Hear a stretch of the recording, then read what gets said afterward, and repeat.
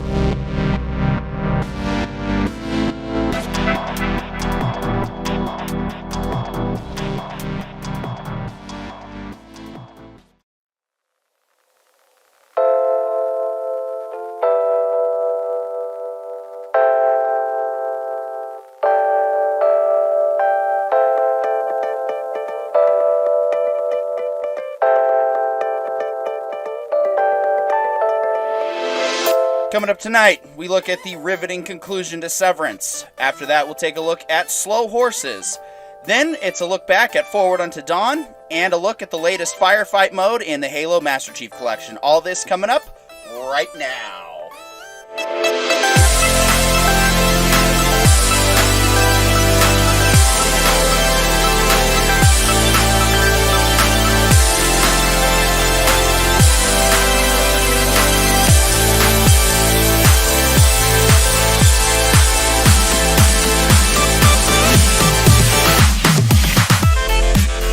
Welcome back to your Thursday night home for general interest movies, games, shows, and books, past, present, and future. Tonight, I am just joined by Pollo Zapatos, aka John, my co-producer. John, how are you doing? Fantastic. Happy Thursday. How are you? Well, it's Thursday. I'm here doing my show. I think I'm doing just fine. Sad to see that Carry On couldn't make it tonight. Unfortunately, he was called away to a very noble obligation, we'll just say that, and that our thoughts and prayers and love are with him and the person that he is assisting tonight. With that, though, the show must go on, and so go on we shall to the amazing conclusion to Severance. John, why don't you go ahead and start us off with your thoughts? Well, I'm probably like the majority of people who watched the last episode of Severance without looking ahead, and pretty pissed I have to wait for season 2. Because that was a phenomenal ending. Oh my gosh, I totally thought that we were going to get more in season 1. I was really hoping for more. But the way it ended was just perfect. It was so nice, it was so fun to see the majority of our predictions come somewhat true without fully, we didn't predict any of this. By the end of it, we were completely thrown away. It was amazing. Phenomenal ending. What about you? What did you think about the ending The to this sheer first size of this show's balls are impressive because to not only end on a cliffhanger, but as a season 1 cliffhanger ending is extremely ballsy to do. And even though they have season 2, for sure is confirmed, it's like, when you're doing a show as a first run show, you don't typically leave too much on the table. And they left the whole show on the table for next season. And you know what? It works because the build-up from episode 1 all the way through, this is probably the best 9 weeks of television I've experienced in a very long time. I cannot praise this show enough for it hits all the marks right. It's barely violent. There's hardly any gore in this show. It's mostly cerebral, it's mostly psychological, and I think that was the goal set out from the original writer, and they nailed it perfectly with this. I cannot emphasize enough how much people need to watch this show. And that's why we might not be too spoilery with this review overall, just because the whole build up, and then they managed to deliver with episode 9, but also just end it with a cliffhanger just as impressive as Best of Both Worlds. This is probably one of the best cliffhanger endings since Star Trek The Next Generation's Best of Both Worlds. And that's really saying something because it is one of the most critically acclaimed endings of any show ever. And so with this one, sorry for the spoilers, but we get a satisfying conclusion, so to speak, but man, are we wanting more. I can't go a year without this show. I mean, I will, but I can't, and I don't want to. But worth the ride. Every single thing that happens ends up more or less getting an explanation, but then just the last few sequences, I was just gripping my seat because I was like, they're really gonna end. They're gonna end this on a whole long cliffhanger. Season 1 is gonna end on a cliffhanger, and I was unbelievably surprised by just the size of it. As far as cliffhangers go, they completely put us on the largest cliff face that we could ever imagine. Like, they gave us the tiniest little taste of the world, and then just were like, okay, see you next week, or next month, or whenever we release season 2. We'll see you when season 2 is done and ready to watch. Bravo. Huge round of applause is all I can say for this show from season 1. I am ready for season 2. I hope we get a season 3, 4, 5. I mean, I could watch 20 seasons of the show. Well, maybe not. But the point is, the entire concept was further explained and explored. But the implications of this show that this show leaves at the end are amazing. I'll just say that. And what more concepts could be explored with this stuff are still yet untouched. And that's what I really like about this show, is how much it did a good job of not treating the audience like you're stupid. They didn't explain every little detail, but they explained enough that you didn't feel lost. And the way they told the story was very well thought out. I was hooked from the second I started watching this show and all the way to the end, and I'm already hooked for season 2. Again, this is one of the best shows that's ever graced the airwaves, and I'm glad that it was, basically our first dive into doing this type of show. We got to start with such an amazing show, and hopefully we can continue to ride the coattails. But yeah, where to even begin? Because I can't even think of any major flaws that this show has. The cast was great. Everybody worked well together. Everyone, you could tell, was very happy to be on this show. Everyone enjoyed what they were doing. And I don't even know... I honestly can't think of any major nitpicks or flaws with this one. Like, it's probably one of the few shows that will ever be considered perfection, I think, in the long run. Now, of course, we'll see how the follow-on seasons go. The downside to doing such a brave cliffhanger with season 1 is now the expectations for season 2 are going to be that much higher. And while Ted Lasso, for example, is a great show, season 2, in some parts it kind of failed to uphold to the original season 1 feeling. Still good, don't get me wrong, but it just didn't make that mark. And so I think the real challenge for this show now is not necessarily being better than season 1, but even just meeting the match on season 1, I think is really going to be... So it's going to depend on what direction they take the show, because it could go anywhere from now. Even though we've got a cliffhanger ending, this show could go anywhere. And that's the most I could say. I mean, do you have any extra thoughts or stuff you want to dive into? I mean, the entire season is on the table here. We don't have to just discuss episode 9. We can discuss episode 1 through 9.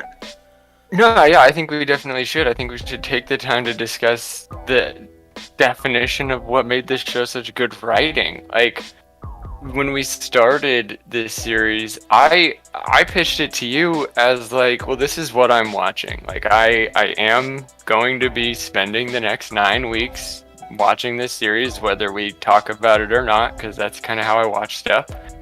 And when we started talking about it, at first, like, I've watched every episode at least twice now, because better, to be a better podcaster for our show, but also to be more, like, just, there was so much I missed, even from Corione's description of the 8th episode, going into, as we discussed that show, right as we were getting into this episode, like, he described some things that I completely forgot.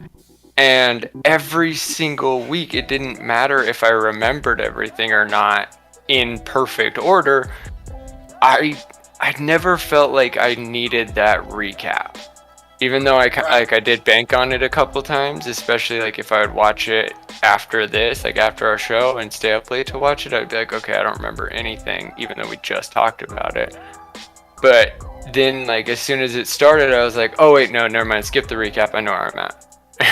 on any episode. And that, it's such a weird thing to have a show feel like a book, where you put the book down because you need to fall asleep for the night, but then when you go back to pick it up the next morning, you don't need to go back 3 pages to catch up to where you just left off. Instead, you just hit play on the next episode and you remember where you were, because it just felt like it worked with my brain. Like, it didn't fight my brain, even though it was breaking my brain while watching the events of the show unfold. I just never felt like I forgot anything in terms of, like, oh, did I miss a major plot point in episode 3 that I've now forgot for the rest of the season, and I have to go back from episode 1 and rewatch it all in order to figure this out. No, it's like, I know I watched everything, still have no idea what's going on. Okay, I know what I remembered happened.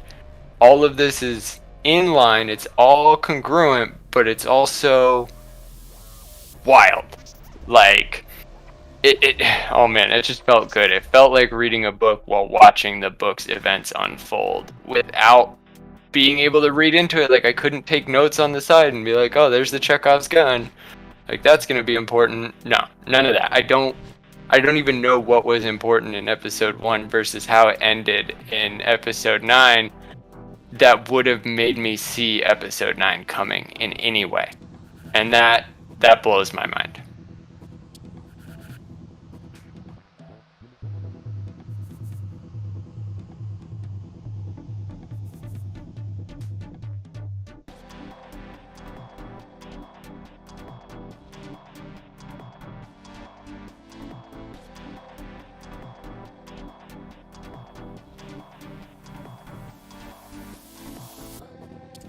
Getting used to new functionality, trying to keep things more professional, so of course that means I gotta remember to click mute. Anyway, there is a lot that goes on in each episode, and I didn't feel like I needed a recap every time, but then sometimes I was glad I did watch it, because like, oh yeah, there's an aspect of something that came up. And I think what I really appreciated about this, just this season alone, it was a lot like watching one of my favorite movies of all time, The Prestige, which I think we're probably going to do a look back on in the future, because that is a show that I hold as an example of what I think should be taught in schools of what good writing is. That movie tells the story at different timeline intervals, and it does a very good job of showing you all the concepts fairly early, and then at the end of the film, everything's tied up. This show kind of managed to do that by the end of this episode, but also just leaves you wanting more. And that's one of the reasons why it gets high praise for me, is because it did a very good job of explaining everything. Yes, this is probably going to be one of the times where I'm going to watch season 1 again, and we'll probably do a recap episode for the premiere of season 2. But I absolutely I just love the ride. It was good. It was not impossible to follow, and I didn't feel that it was too hard for people to understand.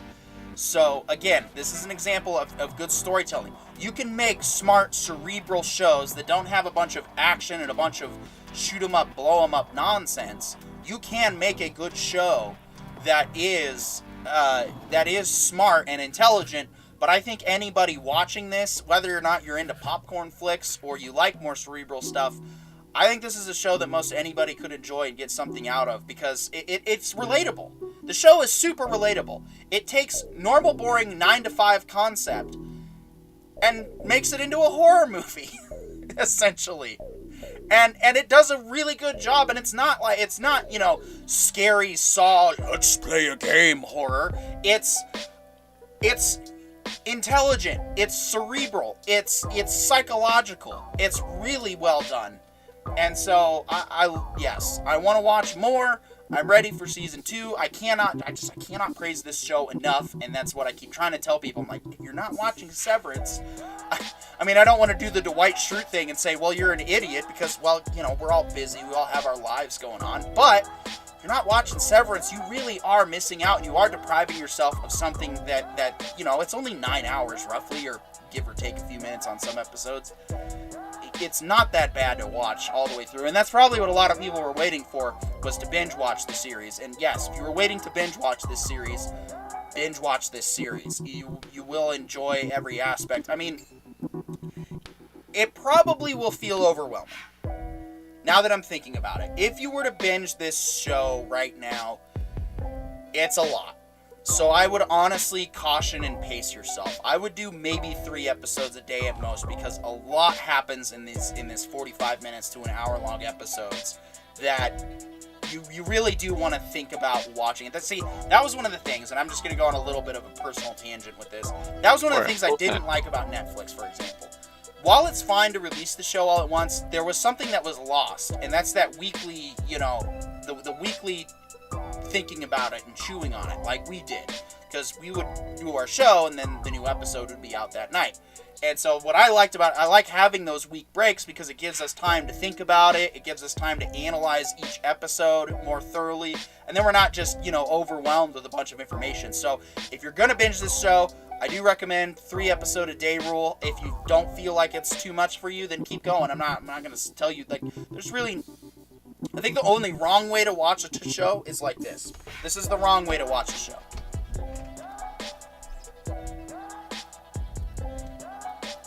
No, you're going to want to put the phone down for this one. It's that good. So, yeah. Any other thoughts before we move on to our next segment? Because, I mean, I think we've hit it without hitting too many spoilers. I mean, it's such a good ride. It's such a good, solid ending. I don't even want to get too much into it, because at this point, all we can really do is wait for season 2. Well, I don't want to just gloss over it either, in terms of the fact that, like, I like what you said. It's not a binge in a row show. Like, getting to the end isn't the actual fun part of the show. It's actually the worst part of the show. It's that it ends on such a point that you want more. It makes you feel like I think it's funny you talk about the difference between Netflix and this, where it's like the weekly releases and stuff like that. I love Netflix for the binge shows. I love being able to come into my show and know that I'm gonna get to the end of this event by the end of season 1, and season 2 will start up with a new event and all that stuff. And this one frustrates me just like all other shows that used to be on like cable broadcast, where you would get to the end of a season and you were just like, I hope this doesn't get canceled. But then they announced like right before the episode dropped that they were for sure signing on to season 2. So like we knew it wasn't canceled, but at the same time, now I'm even more frustrated because I can't wait to start this whole ride again. It's very much like going to Disneyland, getting in line for a ride, and being like, I'm really scared, I'm really nervous, I don't know if I'm going to enjoy this, and then having the best time ever, so you get back in that 200-person line and wait your turn again. And I feel like that's where we are, is we are waiting our turn in line to ride this ride again. But the crazy thing is, like I said, I watched each episode about twice, and in watching each episode twice, I realized that like most of the information doesn't come across in the first viewing. It doesn't even come across in the second viewing entirely. And now, like, that it's over, I just want to watch it again to see what told us anything. Like, I feel like now that I know the ending, I can find clues for how season 2 may or may not go, but only clues. And it's that kind of writing, that style of writing is very risky. Like for the majority, like the first 4 episodes, I'd say you were very adamant that like you hoped this wasn't mystery box writing. That's what it is, mystery box writing. And you were really worried that this could just be a mystery box writing. But now at the end, like, I don't know how you feel for sure now, but for me personally, I'm like, this is definitely not mystery box. But what's in the box? Like, I cannot handle not knowing where this all resides. And I say that purely out of how much joy this show gave me. I am so excited to watch more. I'm so excited to see this whole world realized, because I was immersed from episode 1. I could relate to the character in terms of being somebody who wishes they could shut off the 9 to 5 and wake up at the end every day. Like, as soon as I got to work, if I forgot it and then got home and I was happy again, that'd be awesome to some extent. Now this show makes me completely terrified of that. But that was a relatable thing that made this world feel desirable. And now, the way it ends, it's like, oh, they're really playing on that desire. Like, they knew what they were doing, and I really can't see any form of, like, mystery box writing, but they definitely wrote a mystery box. Like, they made it without breaking it. It's really awesome.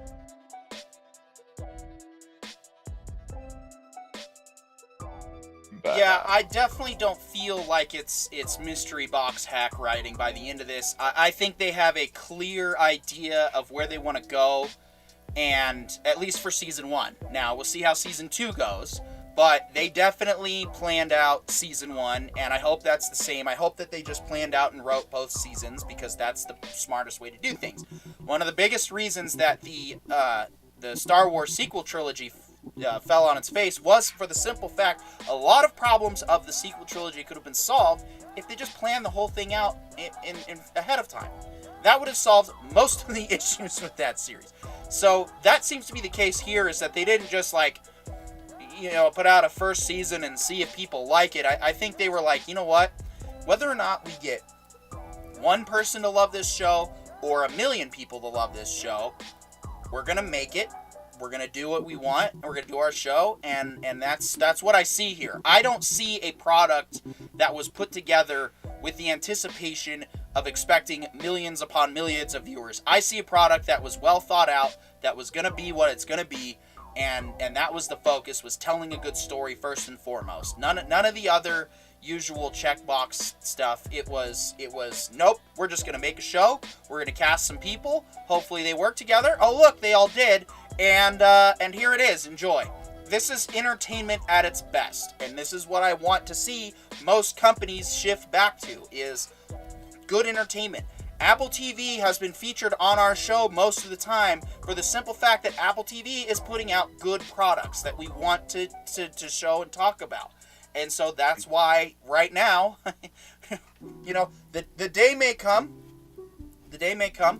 when we no longer have an Apple TV show at the front of this show, or even a part of this show, but that's definitely not happening anytime soon. So just something to keep aware out there for all you network producers and show producers trying to push something. Severance is a good idea to draw from, not necessarily just trying to go from the concept, but just there's so much going on. It's not just the concept that was really good. Effort. Huh? It's the effort. The Yes. amount of effort into putting together a quality cast, a quality story, a quality experience. Like, as a viewer, I don't feel like I wasted a single minute, and as a podcaster, I feel like this is going to be the thing that actually launches our show, is in terms of like anybody who comes to our show and finds out that we like Severance and then goes and watch Severance is going to say thank you for showing me Severance, because it was awesome. That's the effort I'm talking about. Yeah, and that's what I want to see more of. It's just it started with good writing, then they wrote good characters. They had a great concept to explore, and they explored it pretty well, even just in the first season. And it's well acted, well casted. There is nothing bad that I can say about this show. I got nothing bad, honestly. Nothing's coming to mind, and I'm really trying to rack my brain. Like, maybe even some nitpicky stuff here and there. I just, overall, this show was worth it. There wasn't a single dull moment, and every, like, especially the last couple episodes leading up to the finale, I was like screaming at the top of my lungs at my TV, because oh my gosh, what a ride. What a ride this show has been, and I cannot wait for season 2. I'm ready for season 2, like, tonight, and I'm sad we don't get to. Yeah, and I'm only sad because I'm excited for how season 2's gonna end. Like, it's that it's similar to the wait for each of the Lord of the Rings. Maybe not so much The Hobbit, but when it came to watching the Two Towers and then waiting for Return of the King, I was just sad that I had finished Two Towers too fast. I'm sad that this ended too fast. I would rather have started season 1 the day season 2's about to drop, so that way I can get right into season 2. But not in terms of like, I wish I postponed this, because I don't. I love this show. It's so much fun, and like, I would rather be sad now than have waited to watch the show. because the show's phenomenal and it's so much fun. I enjoy the fact that a show can make me miss it right after it ends. Like, that's a wild feeling from an inanimate object. And I think it's beautiful. I think it's well done, well written, and just given in all, like, the beats were correct. Even Corione, he described what we should expect according to the standard metrics of shows, and instead of it being like a blunder on that path, it was a solid telling. It had solid pacing. It took you along a journey, and it was able to go off to the side and, you know, deal with some other things that made other characters important. As, you know, the story grows, we start to see the importance of all the characters, but there was no filler. No episode felt like I just need to get through it. I feel like I learned something new about the world in every single episode. I was really nervous that maybe one of our shows would be like, all right, we're going to do episode X of Severance, and honestly, it was a show that we watched. Next topic. No, not once. We've spent the first 30 minutes of every show discussing that in an episode, and that is awesome. I love that. Yeah, that is definitely the mark of what really makes a good show, is the fact that we have nothing bad to say overall, aside from screw you guys for going for such a ballsy cliffhanger. That's really the only bad thing I could say, and if that's the worst thing that anyone can say about your show, yes, the trick is going to be recapturing that magic for season 2. But even then, this season alone, like I have been saying since we started, this first season is a win either way. You managed to create something amazing, something very special, something memorable. And so I don't even think it's yes, I have high expectations for season 2. But we'll see how it goes. I will say it was worth the ride to explore the concept even in season 1, and I hope that continues in season 2. I think season 2 is going to be a little bit more on the political side, not so much the exploring the concept like we saw in season 1. I think a lot of what's going to be happening is it's just going to be kind of going, okay, now you guys are familiar with how the system works. Here's where it goes. I'm willing to bet that the second season begins with either Helly or Mark on the table. Like, that's how it's gonna start, and they're just gonna be like, oh no, and it's gonna just go from there, like explaining, how they didn't quite succeed, but now the message is out, and Mark, while he was thinking of quitting, is now thinking like, oh, maybe I shouldn't. I don't know how they're gonna set up season 2, but the way they left off, like, it could go anywhere, and I don't know. I don't know, and I'm okay with that because most of our theories. So, any final thoughts with Severance, John? Just hurry up. Release the next season. Let's go. I'm ready. Well, thankfully, giving us a bit of a hot handoff here, so to speak, is another Apple TV show that, while I wouldn't say is quite on par with the cerebral implications of Severance, it is still a good show so far. It has already taken turns that I didn't see coming, and I'm looking forward to two things with Slow Horses. One, I look forward to getting to the end just so we can read the book and do a proper book show comparison, but I think you're right, John. For now, we kind of need to, we're already in the show, let's not ruin it for us. Let's enjoy the show, see how they do, and then we can do a comparison when we go back. But Slow Horses is definitely a slow start. Those first couple episodes were a little, we'll see where this goes. And now in episode 3, we have the show saying the quiet part out loud, implying that intelligence agencies engage in false flag operations, which I've never heard of such a thing before. But anyway, John, why don't you go ahead and tell us why you like Slow Horses?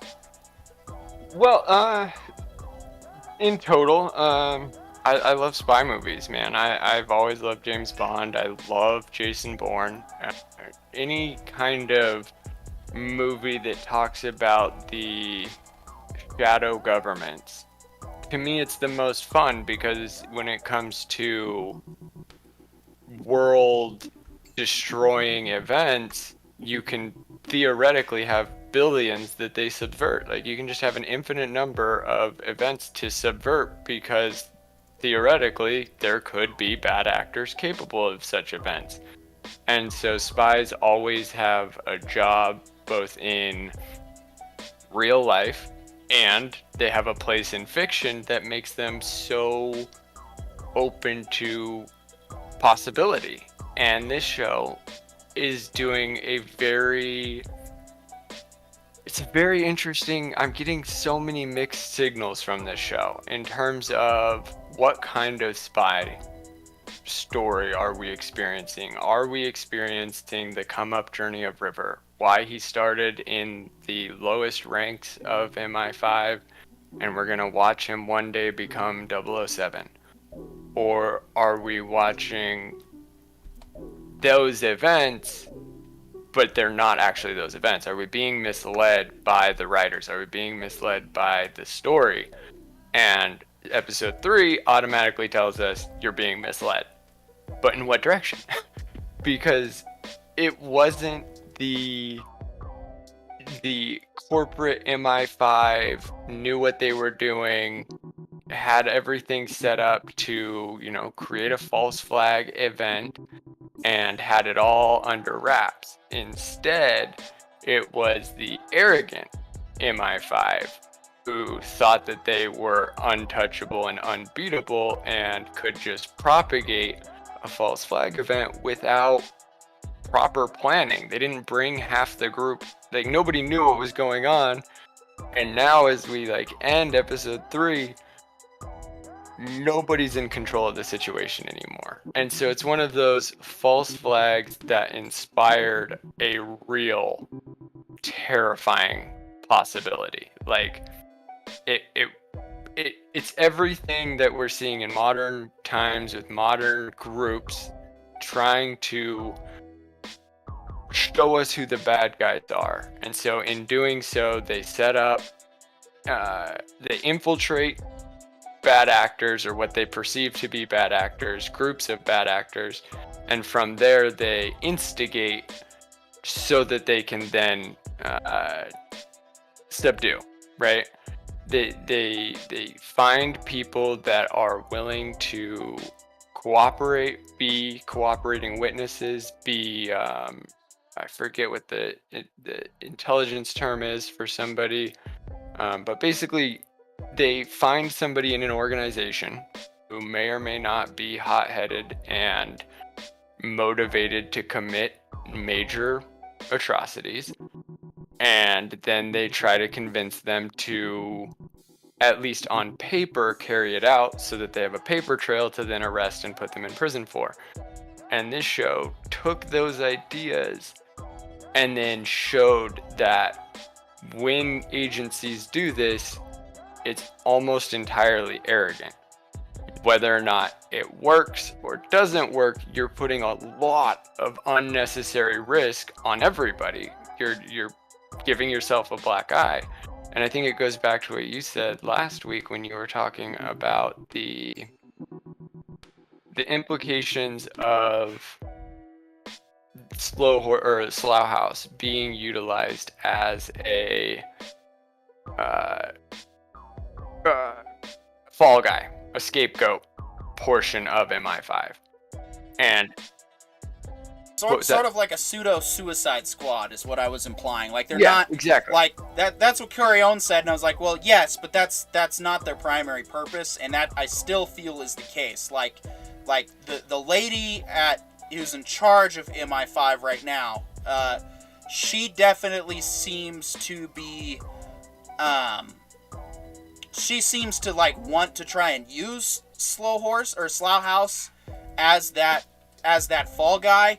And Gary Oldman's character is basically giving her maximum pushback all the time, saying, no, we're not here. Yes, we suck, But I mean, the line was great. You know, she's like, "Oh, I didn't realize you cared about these people so much." Like, I don't.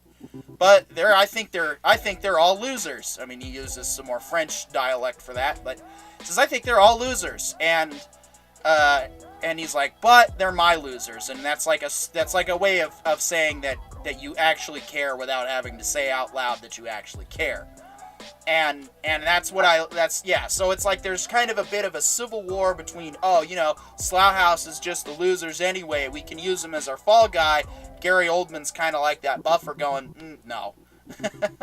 Yeah, I think it's funny. He called them losers, right? But he says they're my losers, and so it's saying it's not about caring for each individual through their individual journey. It's like, no, you assigned me a team.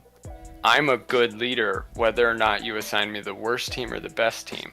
And obviously we both acknowledge that they're the worst team, but they're my team. And if you're going to try and put their head on the chopping block, I'm going to put yours first, and we're going to wrestle until we find out who gets there.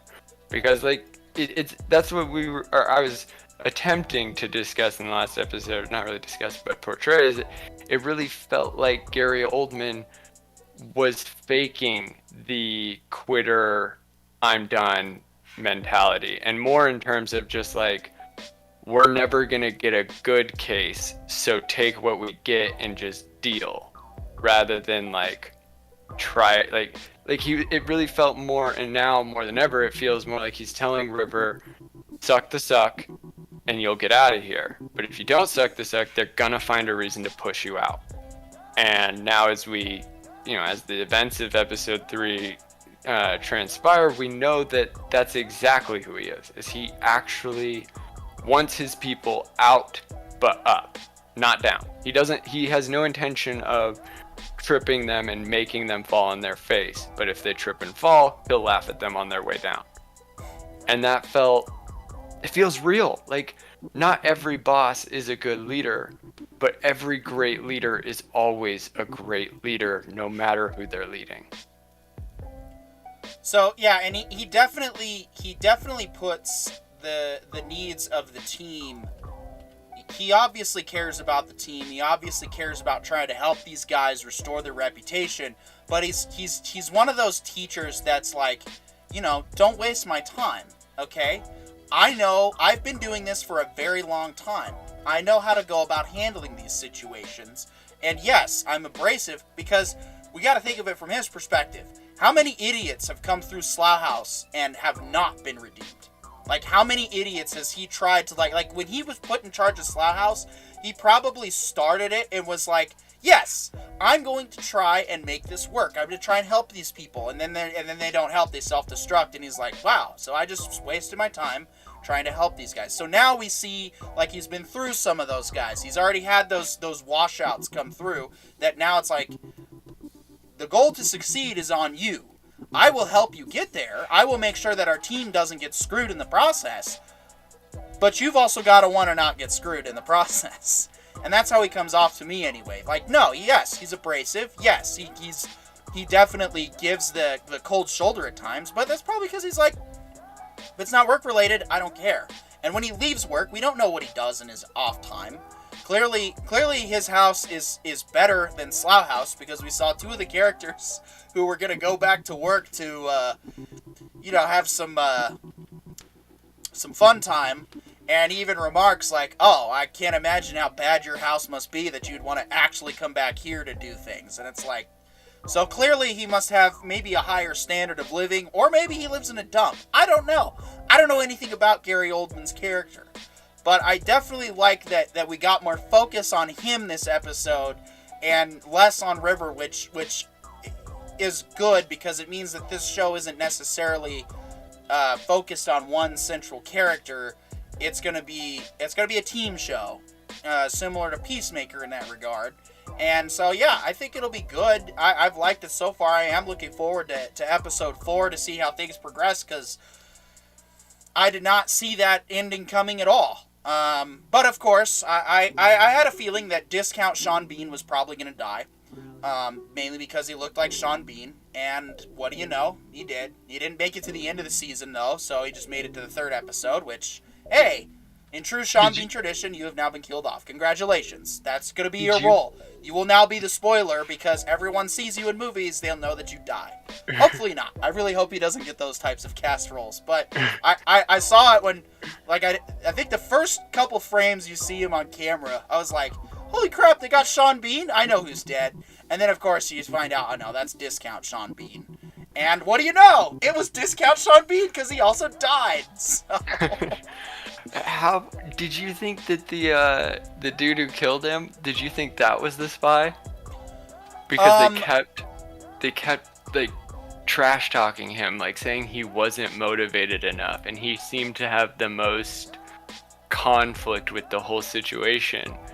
Like I legitimately thought, like I thought A, that kid was gonna die, and B, like I thought it was like so obvious. Like how does like I thought I was smart. I thought I had figured it out. Like which one's the spy, and I was just so wrong.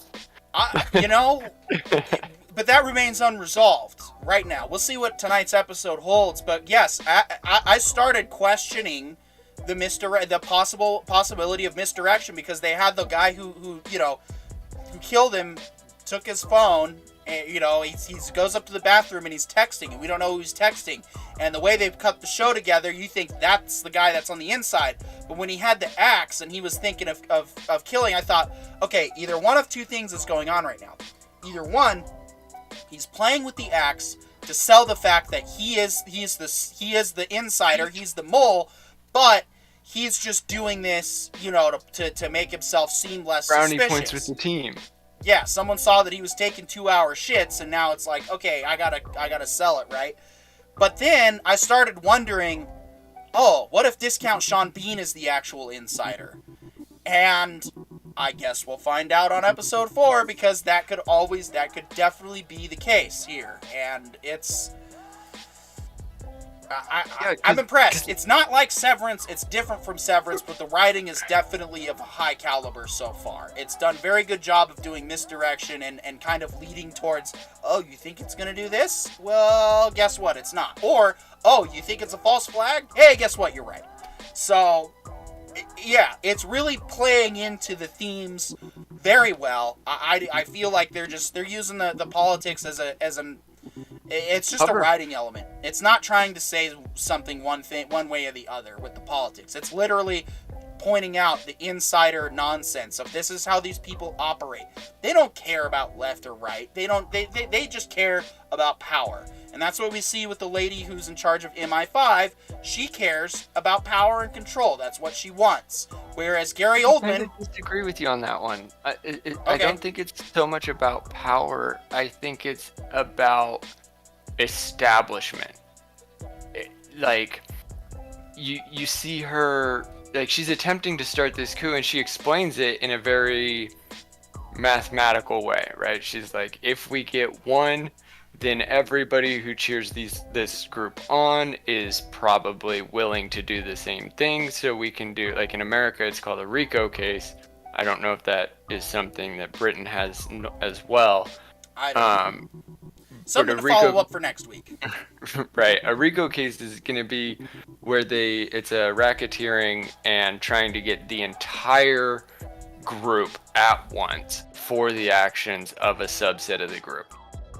And so it seems like that's what she was attempting to set up, was a RICO case. Like, if we start this false flag, we can blame it on the Sons of Albany or Albion or something like that. And she's trying to, set that case up so then the government can swoop in and put all these people in jail, all the hard the white supremacist groups. They're trying to wrap them all up into one total, like, let's get all of the bad agents, all the killers, and all the super hardcore going to hang people killers, and get them all arrested at once. And I feel like that's just a very standard issue establishment move. Like, that's kind of what America thought when they invaded Iraq and Afghanistan, they were like, if we show up, we take the head off the snake, the entire body dies. But they didn't realize that the head of the snake was barely even the head of anything, and that the entire region was organized into ununited, or not disorganized and decentralized factions of whether it was tribes, city states, regions. It just was impossible. And I think that's similar to what the main lady of MI5, she's realizing, her second desk of MI5, like that's what she's starting to realize, or maybe will realize throughout the show, is that like, while most white supremacists can agree on white supremacy, they can't necessarily agree on how to achieve white supremacy, which is what was portrayed when the parliamentarian is approached by the journalist, and the journalist like, I know, I have photos of you, at these rallies doing these things, being a part of this group. I will ruin you. And the parliamentarian goes, you have nothing, you are nothing, get out. And it turns out the journalist is like supporting this cause while simultaneously reporting that this cause is a false flag. He's saying like, no, we weren't ready to make the move yet this group did. And I think it's a really well done series of plot lines in one central plot, and the way they're giving us the different pieces of exposition make it seem more about the establishment trying to be audacious, and now it's backfiring on them because they didn't actually plan this out, because this is a one-woman army. Like, she didn't share her plans with anybody. She hasn't shared any of her plans with anybody. That's why one of her what did they call them, the dogs, one of the dogs dies in Slough House because he was retrieving illegal monitoring devices, and the devices are illegal because they were MI5 on MI5, and the show explains how those shouldn't have been there. And that's like in the scene that we just watched there, that's what we're witnessing. Is we're literally witnessing a failed attempt at good espionage.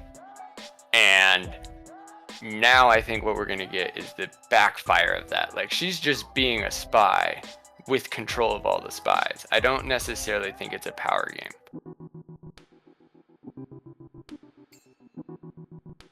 Still getting used to the new setup. And that's just it. This is what we do. This is what we do on the shows. We theorize, we talk about different ideas, and we'll see. But it definitely showed a good, you definitely saw something with the journalist scene that ties into what I'm hinting at here.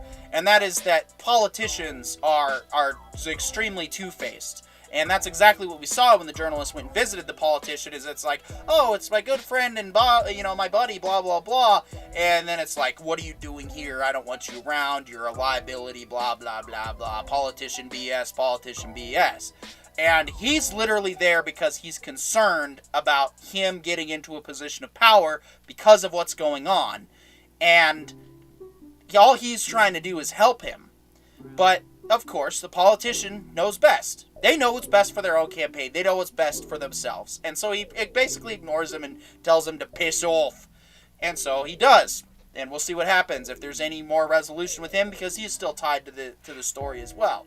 So very much so, because he plays like a journalist that may be a supporter of the movement, or he may have been labeled a supporter and he's worried about his friend who's actually, making progress, but because of the media's slander of the journalist, now the politician friend doesn't want to associate with him in any way. He's not even, like, from the moment the guy showed up, he was like, there was a very solid line of tension declared, and it really felt like the journalist he wasn't baiting him. He wasn't even like, can I get your opinion on this? He was legitimately like, hey, I know I'm a journalist, but as your friend, stuff's going down that you need to distance yourself from. And his friend goes, I already don't know anything about that. I know you're probably recording me. And he, like, that tension just rises to, like what you said, like, he kicks him out of his house. And that, oh man, I love that. That's actually a really great point, that like the politician could be a major actor in the white supremacy group as a whole, and the journalist like coming to confront him to help him may have double backfired. Now the journalist could be done with the cause, and he's not going to support his friend, and he's going to rat his friend out, or his former friend out. Or we could see that the politician actually is done with all of that, the white supremacy stuff, and the journalist is going to try to paint him in a bad light. And it could just go so many ways. It's wild.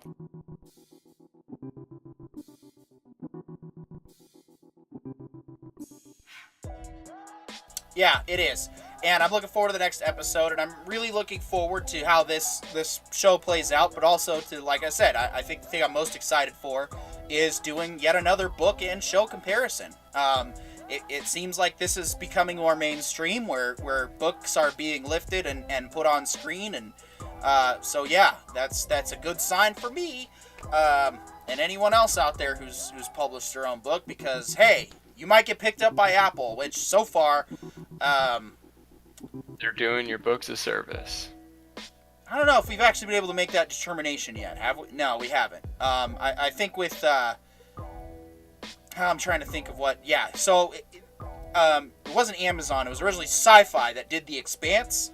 They're probably the best example of transcribing a book to screen, because apparently it's got about an 80% accuracy overall. Last I had checked, the author, I believe, signed off on the screen release as approved, and so... And then we had Reacher from Amazon. So, well. Right, that's right, Reacher. That's what I was trying to think of. Thank you. Yes, Reacher from Amazon, another good example of taking the book and putting it on screen. And yes, you can update it to modern stuff. So I'll be curious to see how much of this show has added stuff versus how much of the original book is being drawn from. And it's going to be exciting to see when we get there. But so far, I think we've pretty much covered all we need to on this topic. We got a new episode for this tonight, and of course, all week to think about it. But for now, we're going to switch gears and do, I guess you could call it sort of a callback. If you are fed up with the Halo TV series, then I strongly recommend that if you haven't yet, you make time to check out Forward Unto Dawn. This was originally a Halo fan production that I believe did get an endorsement from 343 later on as being officially canonized. If not, I don't care. It's officially canon as far as I'm concerned. And as far as most other Halo fans are concerned, this is one of the best live-action products to ever be put out there for Halo fans. And, John, you originally went into this a little bit apprehensive when we talked offline. And then I got an interesting text from you today. So why don't you go ahead and tell us what you think? Well, I've been following the release of Paramount Plus's Halo. And when I first watched the Forward Unto Dawn, I was mostly... I liked it, I guess, in terms of it being, like, I recognize that it's fan fiction in terms of quality. Like, it's not going to be the most up-to-date costumes. It's not going to be the most... Like, I honestly, I had this vision before I watched it this morning, that it was going to be about the same in terms of Master Chief quality and just in terms of, like, armor. I knew it was better than the Paramount Plus, but I couldn't remember why. And rewatching it this morning, I remembered everything why. Because it's accurate. I loved Forward Unto Dawn. Knowing that it's fan fiction helps you automatically bridge the gap between, like, why their armor looks like it could be spray painted styrofoam versus why their armor, or versus why, whereas in the other one it looks like they tried to invent a version of the suit that doesn't make any sense. So I can explain some context to that. Yeah, for the sure. reason why the armors and the weapons look like garbage in the Paramount Plus series is because they're CGI, mostly. That is probably what's hurting the show the least. to say among many other, and oh man, I thought about putting the clip up from the last episode, but I decided not to. But I'm just gonna bring it up for those who watched when we first covered the Halo show. I made the joke about him taking off his helmet, that he got naked, and by episode 3, apparently he actually did get fully butt bare ass naked. Yeah. Anyway. Back to good Halo.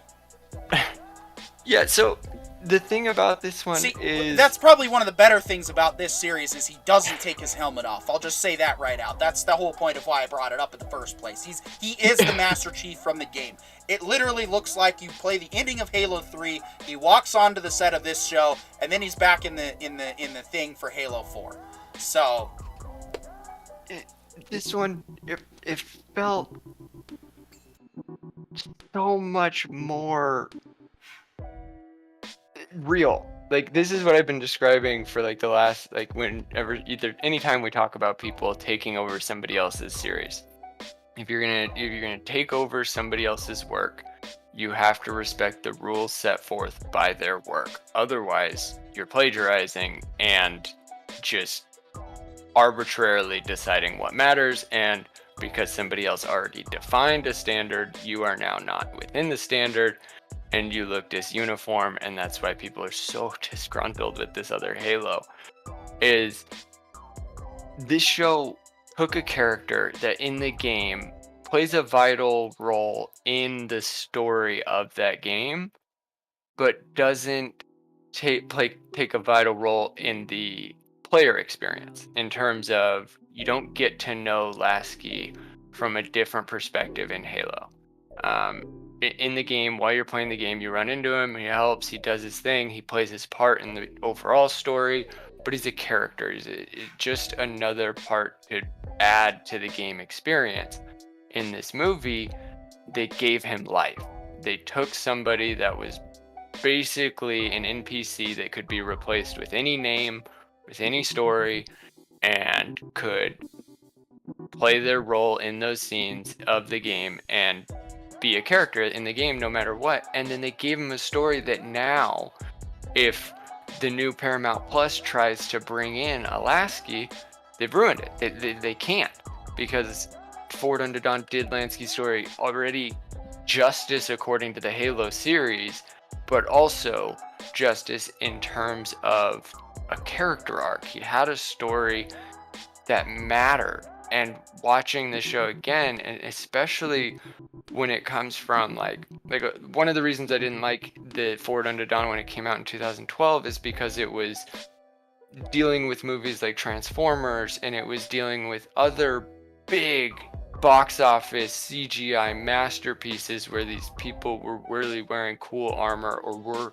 really cool machines and just looked awesome, and then you see adults playing cosplay in Halo gear that doesn't even look like anything we've seen in the Halo universe aside from a few cutscenes, in terms of like the officer uniforms or the cadet uniforms. Like, we don't really get a whole lot of that in Halo the games, but in this story they made it work, and they tied it in, and they weaved it into the narrative in such a way that it worked, that it didn't break anything. And when Master Chief shows up, I didn't remember how he showed up before I watched it today. And watching it again, I watched him show up and just the perfect way Master Chief would show up. I'm here. I need to get you out. Why do you need to get us out? Because you're the last people alive, and that's why I'm here. Because you're the last people alive. I found you. my job was to find any survivors. You are the only survivors. Let's go. Whereas in the Paramount Plus, it's like, why are you doing this? I don't know. Why are you doing this? I don't know. Why are you here? I don't know. What are you gonna do? I don't know. Like, that's not Master Chief. Yes, he's stoic in his responses in the game, like in terms of when he sacrifices himself by riding the Covenant bomb off of was it Fort Unto Dawn or was it the Infinity?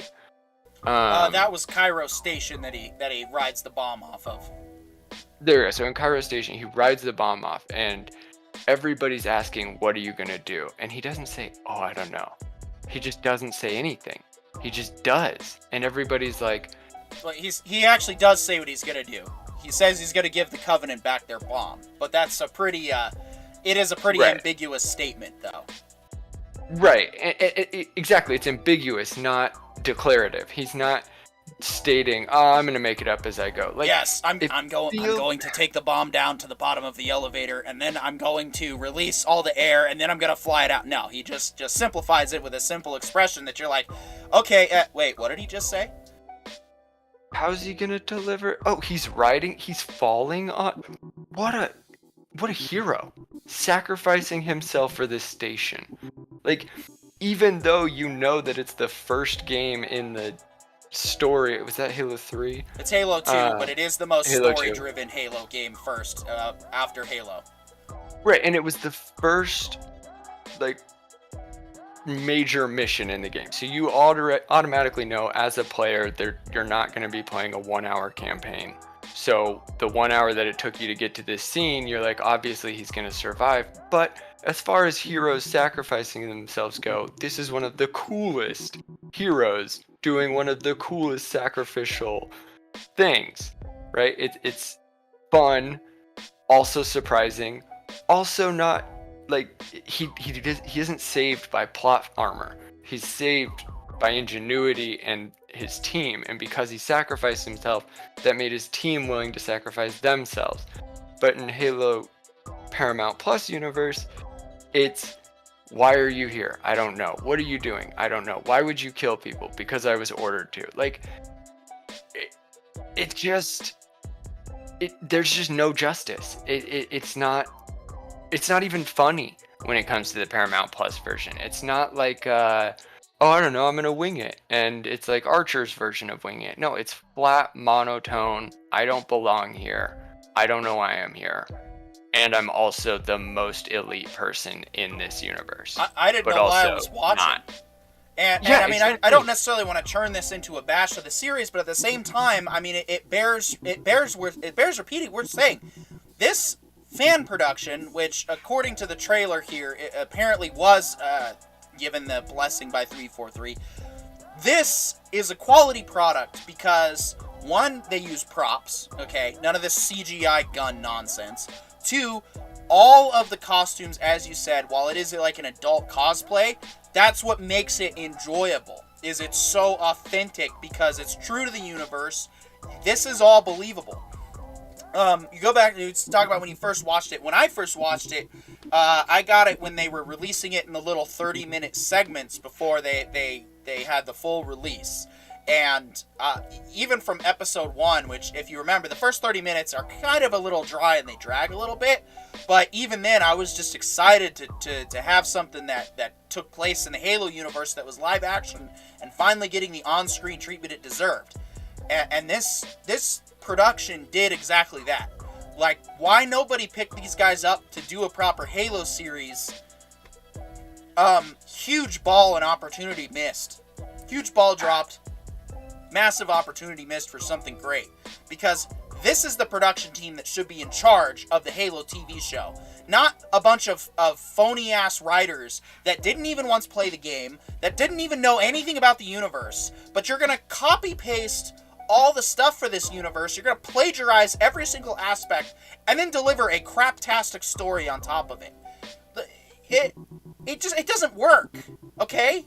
Well, how many times do we have to keep doing this? How many times do we have to keep giving well-established properties to hack writers before we figure it out, guys? Like, it's not that hard.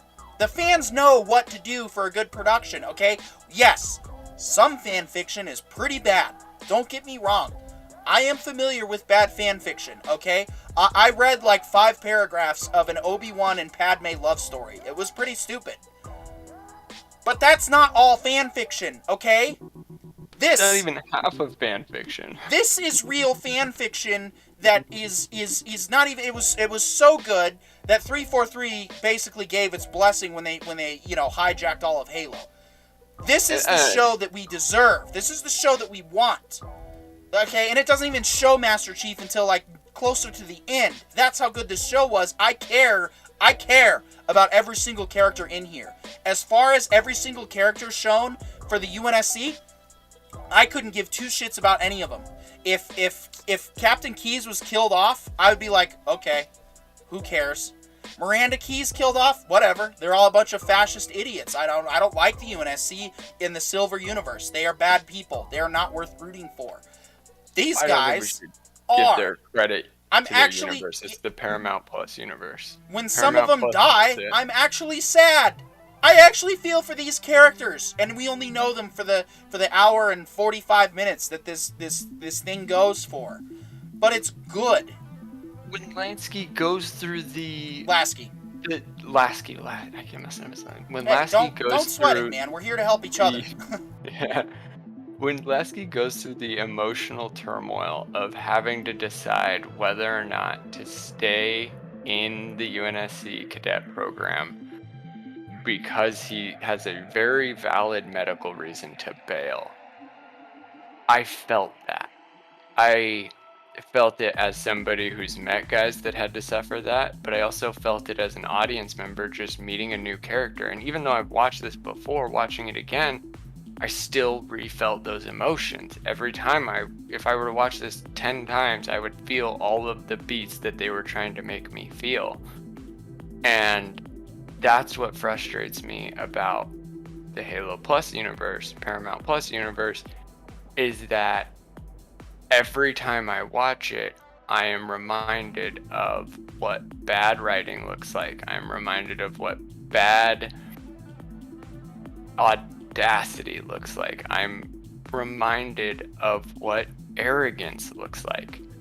And I am so happy that it was a streaming service that thought that they could just outdo Netflix because they used to make fun of Netflix when Netflix was on its rise. And they failed so absolutely hard on their first IPO. But at the same time, I'm 100% disrespected by every single person who put any time into that project. And that's what bothers me. It's like, we know for sure that the new Star Wars sequel trilogy, written by people that supposedly were fans of Star Wars, that were supposedly avid supporters of their fans, we were told they were the ones taking charge and they were going to carry the universe the way the fans mostly wanted. But instead what we got was a hacking together collage of all the CGI that didn't exist in the other 6 movies. Like, the amount of force powers that we get in the new Star Wars was so much more intense. The amount of ship battles and ship powers and prowess was way more realized because computers can do it better now. But in terms of story writing, there's no story. There's no character arcs. There's no anything worth remembering, so much so that all of the extracurricular funds that all the other Star Wars garnered, i.e. Lego Star Wars, Legos that are Star Wars, and then all the Star Wars merchandise, all the Star Wars events, all the Star Wars hotels and themes, and any kind of thing that was related to Star Wars, nobody bought into any of that. BB-8 was not the new R2-D2. And it's the same thing that's going on with Paramount Plus is Halo, is they thought that the reason why people are fans of Halo is because there's a big guy that can do a lot of good killing. End statement. That's why people like Halo. It's an FPS first-person shooter that people kill a bunch of aliens and everybody loves to kill aliens. But there's hundreds of those games. None of them have been as profound as Halo until Halo. And even after Halo, everybody that tried to chase Halo never amounted to what Halo amounted to. Yeah. Because they wrote amazing narrative design into a video game. And that's why people fell in love with Master Chief. It's not just that I was this cool super soldier.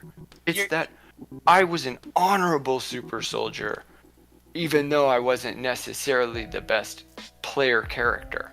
Well, and you're forgetting one major component to the Halo series that truly made it stand out, and that is the soundtrack. The iconic and memorable da da da da da da da da, and every other single song that goes along with through all of the Halo soundtracks. That is what truly also made it stand out as a different first-person shooter game, because and even if you actually listen to the music itself and you watch interviews for the inspiration, you're blown away, because it's almost like the two don't actually belong together, and yet they work perfectly. And you didn't notice that playing the game, because you're like, oh yeah, this seems really good. And of course, when it strikes up at all the heroic moments, the game really does a good job of making you feel like the hero. And that's the problem with the show, is the show presents us with a monster. The show presents us with this thing that I don't know that we're supposed to root for him. Am I supposed to root again? I don't even know what the show... And then, this is the worst part, is that god-awful opening theme. Like, none of the iconic music... The iconic music didn't hardly hit the trailers until, like, the last trailer, when they're trying to sucker us all into a subscription. And then even when the show started, it just kind of was there in the background. But overall, here's our main theme that's not going to have any of the iconic music at all. And I've heard the excuses that, oh, well, there's the falling out with Martin O'Donnell or whatever. I don't care. The falling out. No, I don't care about your excuses, okay? Paramount I'm Plus a fan. spent $200 million on this botch, and they didn't think to spend any of it on Martin O'Donnell's soundtrack, because the Just audio pay the director, Martin O'Donnell. Well, no. So when the Bungie 343 Fallout showed up, Martin O'Donnell, who is the audio director for Bungie, took his copyrighted material with him. He said, like, that's why even in the modern Halos, they're not as good. In terms of the soundtrack, or if they have any soundtrack, it's due to legacy contracts, versus Martin O'Donnell is no longer writing for them. Michael Salvatore is no longer writing for them in any sense, because they still work with Bungie and not 343. Like, they lost everything, and then Paramount Plus decided to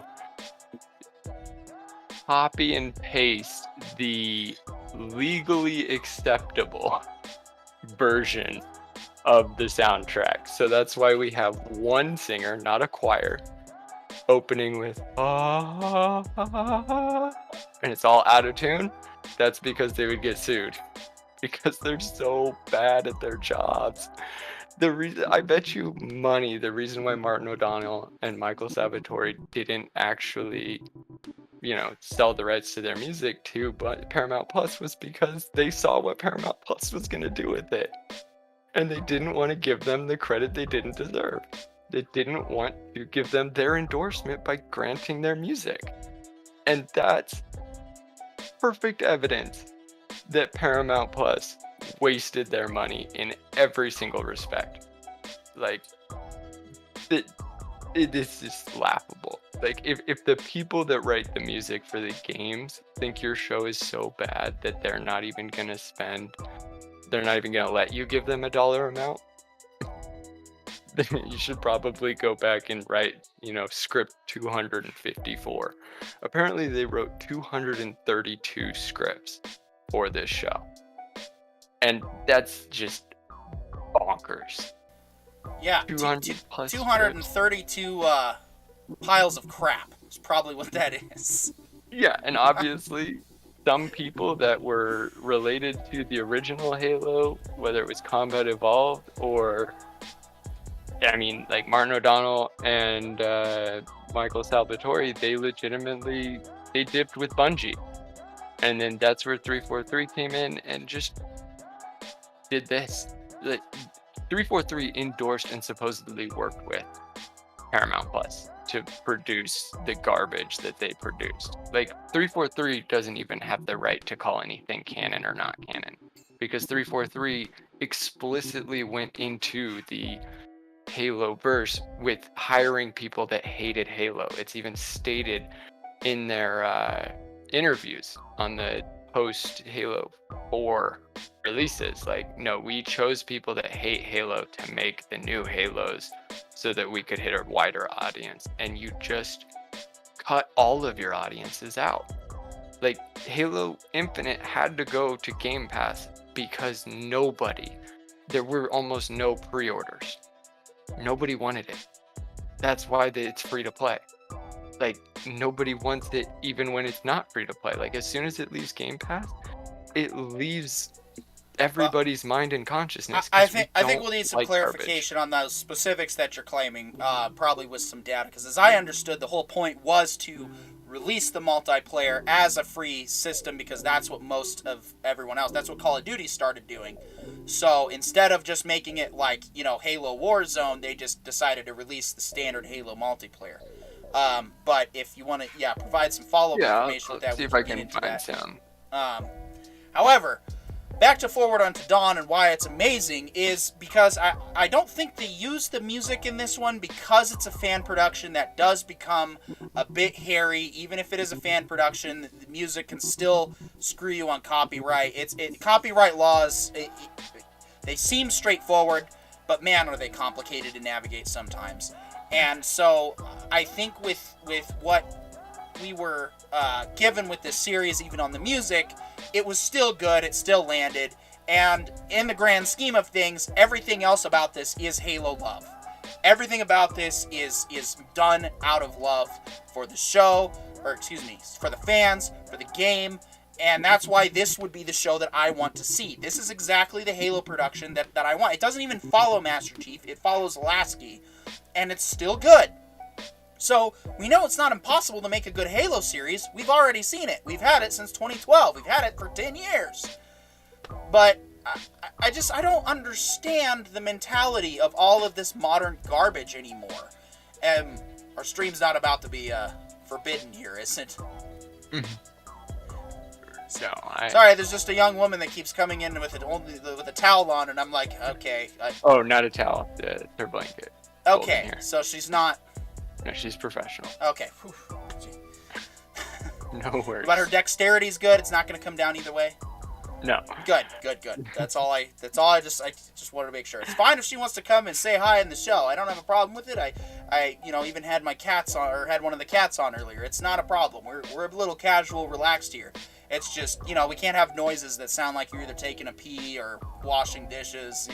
It's we still want to keep it somewhat professional, but Absolutely. We acknowledge that we're in home studios, guys. If you guys haven't figured it out, we are not a professional grade show. We're trying to be. We're trying to be a professional grade show, and we're definitely working on our delivery. If granted the finances, we will become a professional grade even show. if somebody pays a sponsorship, you're still gonna see kitties. You're still gonna hear babies screaming. I don't care. This is a family-friendly show. We're PG-13 for a reason, and it's because we acknowledge that, believe it or not, we do have other lives. We aren't just aspiring YouTube sensational personalities. We are actual people, which is why we're here talking about our actual people problems with this series. Well, not really with the Halo series. Like, I don't even want to talk about it as much anymore. But that's kind of hard to do when you bring up other source material, and I'm not so petty as to not reference the Halo show at the same time. So, it is what it is. But the point is, this is a great example of a proper treatment of a universe. And it's not impossible. And this is what we want to see. And that's why I'm featuring this on our show. This is what the fans want, Paramount. They don't want your... Here, you know what? I'm going to even do you one better. What you should do right now, Paramount Plus, is not necessarily cancel your Halo show, but let's go ahead and put that one on ice for now. Let's take let's take your cast of characters and let's reach out to the guys who made this Forward Unto Dawn, and let's get them to write a whole new show for you. And you can still keep Pablo Schreiber as Master Chief because, to his credit, he is excited for the role. I cannot fault him for wanting to try and make the best of his situation and wanting to continue to do the job. He didn't say anything hateful in his tweet. He was very straightforward about, I'm doing this for the love of the fans, whether they like it or not. And it's like, all right, fine. You want to do that? Great. You can still be Master Chief. You're not my Master Chief, but you are the best Master Chief cosplayer out there right now. You cast everybody into this show written by the people who did Forward Unto Dawn, and you give us that story, okay? Once that becomes a resounding success, then you can start exploring alternate universe concepts, if you still even want to at that point. Then you can start doing your shows written by hack writers, because at that point, you're giving the fans a choice between the product they want and the product that you think they want. That is the best way to go doing this, because I don't believe in complete and total censorship of people's ideas just because I don't like them or because they're bad. I think that there's a better way to go about getting your message across, and you can do that by listening to the fans first, okay? Yes, there's going to be those people who just don't like your product. You want to know why? And this is the mind blower right here. There are 7 billion distinct personalities in existence on this earth right now. Not all 7 billion of those people are going to have the same taste in things. Some people that like Halo the game aren't going to like any kind of Halo live action show. It's just how they are. It's what they want. There's people who like just Combat Evolved and think that all the rest of the Halo games are garbage. I don't agree with that comment. I don't agree with that. But they exist.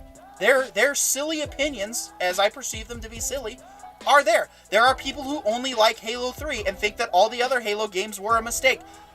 That is how diverse the Halo community is, just on Halo, is every single person has their different perspective. Every single person has their own idea of what Halo is supposed to be.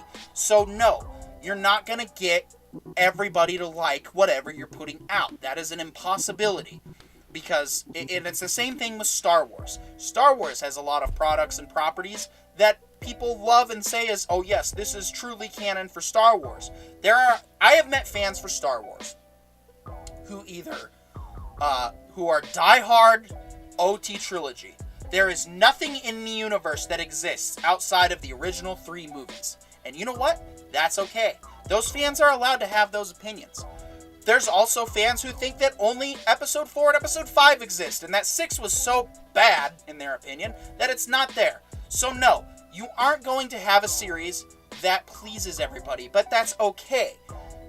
The difference is, however, when you try to make a product that the fans love, like Forward Unto Dawn, versus the product that you're trying to force on fans, like the current version of the show. Okay, you have the money, you have the resources. Find better writers who are excited about the product, okay? That's all you have to do. It's really that simple. This isn't that hard.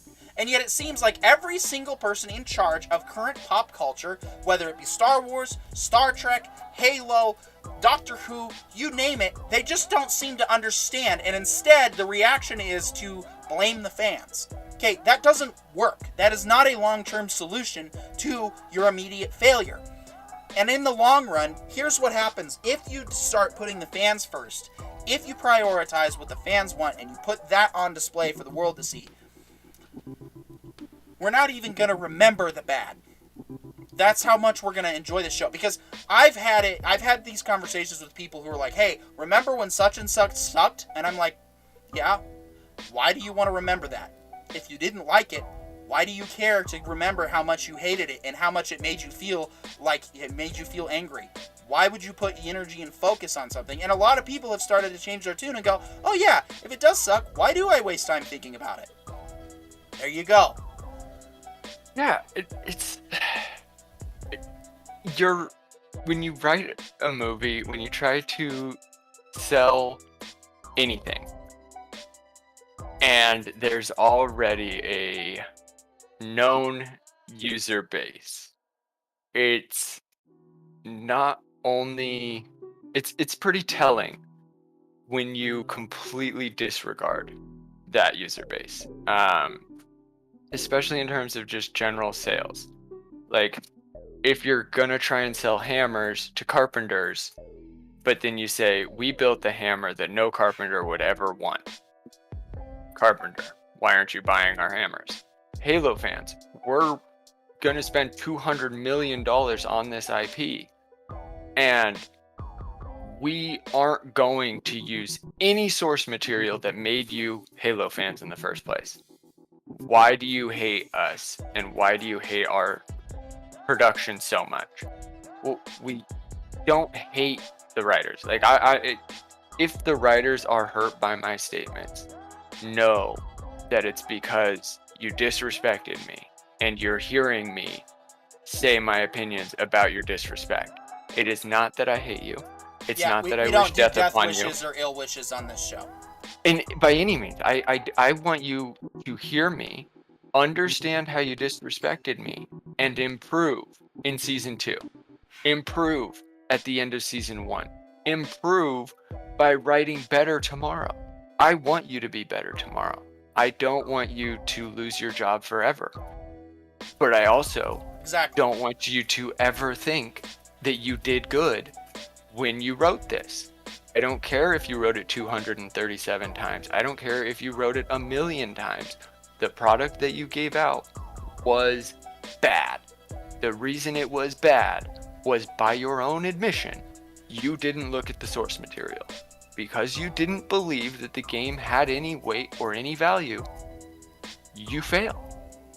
The whole reason we're Halo fans is because of the Halo games. The only reason anybody liked Forward Unto Dawn is because they loved Halo. The only reason anybody liked any of the books about the Halo verse is because they loved Halo first. Which means you disrespected your target audience, you disrespected your consumers, and you failed. Eat the fail, now get up and do better tomorrow. Because you're a person, and like me, I think you can do better. Every time you fail, you gotta fail hard, and you gotta know how hard you failed, so you never do it again. If anything, this is the show that tells you what to never do again. Yeah, and that's, it's cliche to say it this way, but it's really from the heart, and it's the truth. It is that, we're not mad. We're disappointed because we know it could have been better. We know what better is, and that's all we want is to see something that's. We just want a quality product that properly honors the universe that we fell in love with. And unfortunately, the Halo series does not, whereas Forward Unto Dawn does. Now, we're going to get a little, things are going to get a little confusing on the perspective here as we go into our next segment, because we'll be pulling our Twitch clip from our initial thoughts of the latest and greatest in Master Chief Collection fan service. The Flood have invaded Firefight. This is from our Casual Filth live stream, which we casually do. It's our casual stream for casual gamers. We don't have a set schedule yet, but we just kind of go live whenever we feel like it throughout the week. And we might start doing this more regularly when we can figure out the encoding so it looks a little more smooth. But until then, for now, you just have to watch our footage from last night. Last night's game definitely got quite heated, not just because of the flood, but because of our invigorating discussion. So we continue the discussion from this show. We keep it over on that show, and we definitely dive into more sensitive topics sometimes, or just more in depth. And yeah, I would say, based on the gameplay alone, John, I had a great time last night, and I'm looking forward to having a great time again soon, even though it's just the Gauntlet Firefight Flood. I was blown away by just how good this actually is. What do you think? I enjoyed the fact that that we got to come back to Halo for a new reason. I haven't been in the Halo verse since Infinity dropped, or Infinite dropped, and I've only played Infinite to about the end of the main campaign and maybe halfway through the main campaign. I don't remember. And then I was done because of games like Splitgate and ones that do the multiplayer better. But this was a different type of multiplayer that I've long missed. I loved how slow everything was in terms of mentally. There's no sprint function. There's no extra objectives. It's kill the flood. They're coming in waves. Good luck. And I didn't realize how much fun that can be when you think about all the other versions of multiplayers, all the other battlegrounds, all the other anything else. Like even Call of Duty Zombies has gotten to the point that like you have to have a guide open while you're playing to be able to find the Easter eggs. Whereas this is just like, nope, walk in, play the game. And we played for what, 2 hours, 2 full, maybe even almost 2. Yeah, we streamed for a whole 2 hours, and while we did have some lively discussion about the disagreement between non-disclosure agreements, it was definitely, even just while we were screaming at each other, I was still having a good time. Yeah, so, at no point did I scream at the game. Except right. for that last death, which definitely pissed me off. I was so mad. Yeah. Unfortunately, our last round went out in the proper casual way, and that we lost. So yeah, it was definitely it really is amazing because it takes what was already a decently fun game mode, which, you know, Firefight for me, I like the arcade version the best. I like being able to fly around and shoot, you know, unlimited missiles and explosions at groups of guys and just watch all the medals fly across the screen. And so, you know, the regular Firefight I did a couple of times when ODST, which is the best Halo, in my opinion, when it dropped, I did a few of them, and I thought it was good. However, this one is something else. It's not it's not the same as the arcade version where you get all your overshields and you can just go nuts on a bunch of Covenant. It's back to its regular standard gameplay rules, and it is a ton of fun. To surprisingly, it creates, because of all the flood elements with like the haze and whatnot, especially on the lower lit levels. I'm actually going to skip ahead to see if I can find a clip from that one of those specifically. I think this one's going to be it. Yeah, so this is one of them that takes place in one of the ODST, and it was just nice to be playing ODST style again. I forgot how great that game by itself is. So much. Playing as the rookie was fantastic. I had a great time. Just really feeling the ODST sort of, because what I like about ODST is, well, it's kind of like the Forward Unto Dawn video game. It's somewhat set apart from the standard Halo, and yet it's still Halo. And that's honestly what I like about the ODST atmosphere in general. But I couldn't figure it out last night. I still can't figure it out watching the footage again. What is so good about taking the Firefight mode, and they literally, they didn't do anything special. They just put, let's put the Halo 3 flood in there. See what happens. Well, this is tons of fun. Like, it's like the flood adversary was specifically made for this type of gameplay. And I think that's probably why it works the most. Is that honestly, go ahead. This felt like the flood of the Halo verse. Like, in terms of, if you were to imagine the flood landing on Earth or any planet, at some point it's gonna end up very Zombies-esque. It's gonna end up where you're trapped on the top floor of a building and survive. Good luck. Like, you can be the greatest, you know, super soldier, ODST drop soldier, whatever. You're still fighting a scary, weird moving, weird attacking, sporadic enemy.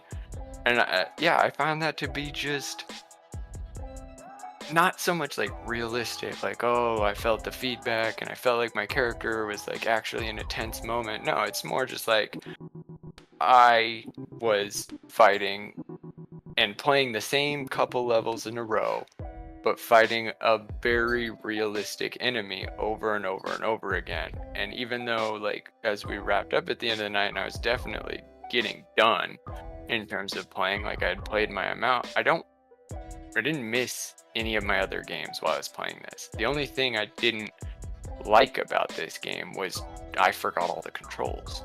And it took me like 8 mistakes every single time to figure out where my reload button was, or how to turn my night vision off, because I kept pressing X and turning it back on.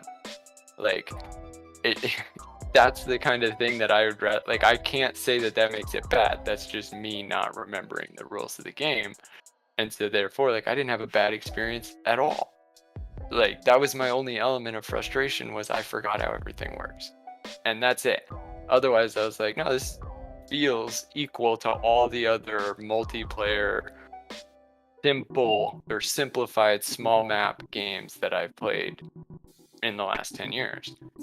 And it just felt good. It just felt fun.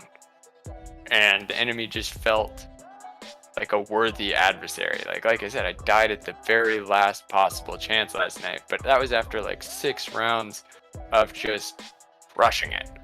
Like, we didn't start losing all our lives until we were like, oh wait, we've only got 1 more round to go. And then it was like, okay, they keep storming us with the big guys, and that was obnoxious. But yeah, that was no, it's definitely a challenge if you're just doing 2 people, and I think that's really what makes it special, is that it's not necessarily impossible to overcome, but man, is it a challenge still. And even that isn't, like, I had a couple of solo runs that I didn't necessarily beat, but I managed to survive to the end, which I consider, at least half of a victory. And so it's so simple, and yet that's probably what works for this game mode, is that it's something that, one, it's perfect for me as a casual, because I can go in, I can play, and I'm working on a team. There's no people that are like, trying to kill you unless they're trying to steal your weapon, but then you just boot them anyway, so whatever. The toxicity kind of filters itself out. There's no, oh, I'm better than you at a video game nonsense going on. It's all, it's teamwork, it's fun, it's engaging, it's exciting. It's what made Halo great, honestly. Like, Firefight was a really good addition in of itself, but Firefight with Flood, that's like 2 things. It's like putting 2 things together that you didn't think belonged, and yet it's the greatest. It's one of the greatest things ever. I think this is probably going to cause a spike in the Master Chief Collection user base. I mean, a lot of the Halo communities are excited about this. Like, it's so simple, yet it was so obvious. Yeah, of course the Flood should be a firefight mode. Duh. We were getting matches, like, every time we queued up. I think our wait time was less than 2 minutes last night. Like, that's how excited a lot of people are about this. And it makes for great, just casual play for us, and then we can have our casual conversations about whatever. And so we'll probably be doing some more casual Phil streams with this throughout the next couple weeks, because it's fun, and that's what we're about at the Writer Brothers, is games that are fun and doing stuff that's fun. And so I don't know, what do you what tweaks would you prefer to see? Like, are there any improvements you can think of for this? See, I want the Halo Infinite HUD and movement structure. I actually did enjoy the fact that sprint was finally added. I've just gotten so used to it in modern games. Honestly, I want more Flood. In terms of, like, I don't know what the whole point system is supposed to be. I get that there might be some form of battle pass leveling progression, but I would prefer just more enemies. Like, I felt like there were a lot of dead periods. But, like, this is me being picky. Because, yeah, it was a lot of fun. It was a lot of just pure enjoyment that I didn't like. Like, I have a friend who does a Throwback Thursday podcast or stream on Twitch, and he tries to find old games, anything at least 10 years old. And Halo's ODST, I can't remember. I just read the release date, but it was not recently, right? So this could technically fall under a Throwback Thursday type stream. And in that instance, I didn't see it. Like, playing last night, I didn't feel like I was playing an old game that lost all of its fun. Yeah, like, honestly, this is one of the first multiplayer experiences in a long time that I found wholly entertaining from the first mission to the last mission. And, like, I think they did it very well. I think it's very simple in terms of, like, you're fighting aliens, you're gonna get in the battle, go win, good luck. But in the way that it works over the years, it still works. It still looks good. Like you said, bringing back the ODST characters, like, I always liked the ODST HUD. I think it's slightly more debilitating because it's bigger, but it's also more real in terms of it felt like I was wearing a helmet while playing through, and I thought that was really, like, I've always enjoyed that about ODST. But yeah, like, as far as changes go, like, I just want more enemies and sprint back, and maybe the grapple feature. I really liked that grapple feature in Infinite. Yeah, I mean, I see what you're saying, and I think if Infinite does do a firefight, I think there's definitely potential for that to work in this, as it does for ODST. But at the same time, that's what I liked about going back to it was, yes, I was hitting my shift key several different times, and I was like, all right, that doesn't exist. And I think it could work, sure, but at the same time, I mean, it's part of the nostalgia of going back to the older game is that you play it as it originally was. Now, that said, of course, this might be something you can do that I did to help me, is I basically mirrored the Infinite controls as best I could for all of my Master Chief controls. So that way it's two separate, that way it's all the same, because it kind of makes sense. Like, the first-person shooter is not a complicated platform. Doesn't matter if it's Call of Duty, Halo, Battlefield, whatever. If all of the companies want to set their default to the exact same set, I think that's actually going to be good for the games in the long run, because then that keeps consistency. And with that consistency, you don't feel as... It doesn't feel as clunky. So then you're not, okay, I got to go zoom. Oh, I threw a grenade at my teammate again. It helps to mitigate that. So I see what you're saying, the frustration. So my first bit of advice to you and to everybody else watching would be to pick your favorite FPS game that you're playing right now, the one that you play the most, and basically just make those controls your default controls across the board for all of your FPS games. And then you'll actually find yourself playing your games more often, because you realize, oh, it's basically seamless aside from a couple of different minor functions that you can't change. So that would be my helpful, friendly suggestion to you and anybody else who was having trouble playing this again. Because, yes, I was like, oh, I got to run away. I can't. So that was always kind of one of the things I liked about Halo, in terms of, like it's one of the few games where running away is hardly an option. Like, it's turning your back on the enemy. You're not sprinting away. And they can run faster than you, and for some reason when you turn around they can run way faster than you. So, like, it's like always back up and shoot, back up and retreat. Never don't let your enemy get your backside. And I think that's actually a really interesting mechanic that survives time. But again, I just me being predisposed to sprint makes me think that would be something I would want back. But that's it. It's a predisposition, not necessarily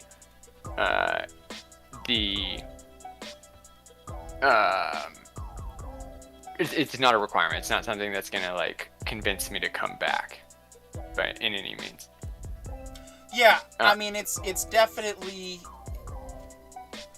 I think it's fine with the way it is right now. I can see your point about adding more adversaries, more target practice is definitely good. Oh man, I will say this though, the Sentinels were wow, do those things spank. Like, I don't know if I want to say that they should be nerfed per se, because They weren't No. such an added challenge that it was impossible, but man, when they showed up, I was like, oh, I'm in the middle of nowhere. Okay, I'm dead. So if you don't have cover from them, which, it's like, okay, compared to the Master Chief, that's overkill. But compared to the ODSTs, maybe that's appropriate, is that the Sentinels are actually a bit of a challenge, and they're not just as simple as I'll just, shoot them so simple. Like, yeah, one beam and your stamina, which is basically that game's version of your shields, is drained instantly. Like, you're on the fritz of death at that point, or on the fringe of death at that point. Like, if you see Sentinels, you gotta have proper cover, and then of course, good aim doesn't hurt either. So you can see I'm trying to work on my sniping skills in that one. I actually managed to down one, but that was a direct hit on that one too. That's funny, because this is like one of my favorite things about going back to the old Halos is the reduction in recoil. I feel like a lot of games have gotten put so much emphasis on the worst parts of real life, like heavy recoil from heavy guns. Like, I get that provides realism, but like, as somebody who actively enjoys shooting, I hate recoil every single time. I can't stand that my guns try to run away from me, that they always pull up or down depending on which way you're standing, which way you're holding the weapon. But in my games, I'm okay with like in the case of the sniper rifle, it's like that recoil while it's reloading. Okay, fine. But when you put the circle back where it belongs. Don't move my reticle, because then it feels like I have to counterbalance, and then when I switch guns, then I have to remember which guns do how much recoil, and it just feels like more to think about. Whereas in this one, it's like, no, the gun goes back where you put it every time. And it makes it a lot easier for me to hip fire. Like, I think I zoomed like 4 times last night. Mostly because I forgot how, and I kept throwing grenades at walls. But also because, like, I didn't need to. I could compensate without constantly using ADS and aim down sights and stuff like that. It felt a lot... It just felt more like casual. It felt like a casual first-person shooter with a uncasual experience, because you are being overwhelmed by the flood, but also at a casual pace, because I couldn't sprint around the whole map the whole time. And it made me learn about like putting myself in the right space of the map, and then just play that spot and let the team take care of the other spots. And from there, I was able to just get more and more comfortable into my role on the team. And I think it's really funny, because our last game we'd played every game up until the last one with 4 players, and then the last one, the other 2 players dropped out about a third of the way in, or maybe halfway through, and it took us until the beginning of the last round to realize that we were 2-man teaming at the worst possible time. I thought that was really funny, that you don't really need all 4 people, but you definitely need 2. Oh yeah, no, it like I said, I managed to survive a couple of, or at least one solo round before we had started streaming, and so it's definitely hard, and the challenge is there. But yeah, it's definitely a lot easier to complete games when you have a full team, and I think that's kind of what it's designed for. Like, trying to do lone gun nonsense in this particular game mode defeats the purpose of this game mode. If you want to do lone gun, go play the campaign. That's what it's there for. This is meant to like put, it's a return of what made part of what made the first person shooter so amazing in the first place. It's the fact that there is a team element, and if you all can't at least competently point the gun at the enemy and shoot them, I mean, it's just not going to work. But that's what I like about Firefight, is you're not really, yes, you can have a player on there that's a filthy casual like ourselves, and if they're even just halfway competent, you'll still be able to get a victory. Everybody feels good. Everyone feels accomplished, because it's not just one person that's carrying it, except for me. No, I did notice last night my scores were pretty high, which, you know what? Alright, I found something I'm good at for once. Yay. But at the same time, I wouldn't have been able to get those high scores if I didn't have the rest of the team there to help kill all the other adversaries. It's team game. Yeah, our 2-man scores were nowhere near as high as our 4-team scores were. Yeah. I don't know if that's like because there's more flood rendered for the 4-player team, or if we just were bad because there was only 2 of us. Like it legitimately felt well balanced in each area, but like I don't want to come across as saying that like the casual feel makes it slow paced. Like it is slower. But it's still like you've got to constantly move. You've got to constantly check where all of the respawn points are, because there was a lot of times in there where the aliens or the flood they were coming out of the wrong tunnels, and like you could be posted up on one side of the map and you're spending 10 minutes not seeing anything or anyone, but your team's racking in points and you're like, oh, I'm just on the wrong side, and then you got to walk yourself over there. But that's nice, you know. It's not like you can just spam the spawn wall and get all of your kills in a row and just end every match in 5 seconds. Instead, it's like you can think that that's the wall they're coming from because they came from it twice, but this third time they're coming up the middle and you're nowhere near the middle. And it's really fun. It's simple, but well paced. It's very entertaining for its simplicity. Yeah, it goes to show that it doesn't matter how, it doesn't matter how advanced your product is, because while Infinite is currently the best looking game, it's losing its popularity because it's failed to deliver so much already. I mean, already co-op's going to be delayed again. So, while I'm looking forward to that, at least they're doing something right with Master Chief Collection, and that it hasn't been left in the dust, because this is a lot of fun. It's kind of scary. Like, when I first saw my first flood with a hammer, I was like, oh, great, that's the thing. Oh, and here we have flood with swords. That's even scarier. But then it was the flood driving the ghosts, which I don't remember ever seeing up until this point, which I was like, oh, so they can do that now. And man, they're pretty deadly on them ghosts, too. Like, it's not a... They are so responsive. I was so annoyed. Trying to steal Ghost was harder than it's ever been. That's why I want the grappling hook back.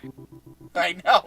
That would have mitigated all the problems with boarding, because now, especially on a map like this where they spawn driving ghosts, you actually have to, like, okay, where is he at? Where's he going? Where can I convince him to go that I can jump on him and board? Because the second that ghost sees me, I'm dead. Whereas when you use the ghost against the flood, it's like using a squirt gun all of a sudden. I didn't get hardly any shooter kills with the ghost. It's all splatter did I get kills. A ton of splatter kills. I know. So it's like, but that's part of what keeps the challenge good, that they somehow managed to balance it out to where just because you get a vehicle, because that's one of the staples of Halo, is like, oh, you have a vehicle, you're God now. Whereas, oh, you have a vehicle, but hey, guess what? It's the flood. The vehicle doesn't mean anything. And that's really what works, is it adds to the challenge. It adds to the, okay, I need to actually think this through. I can't just run up guns blazing and board like I can if I'm taking over from a grunt or a brute or even an elite. And so it gets you to really think about your tactics more. It gets you to have to plan better. You know, you can't just and then with all the different skulls on, you can't depend on alien weaponry. You have to gotta get good with the projectile weapons again.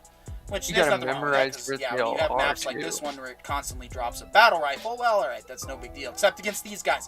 I really liked how tough these guys are, because even if you're aiming for their head, they're still bullet sponges, which, that's impressive.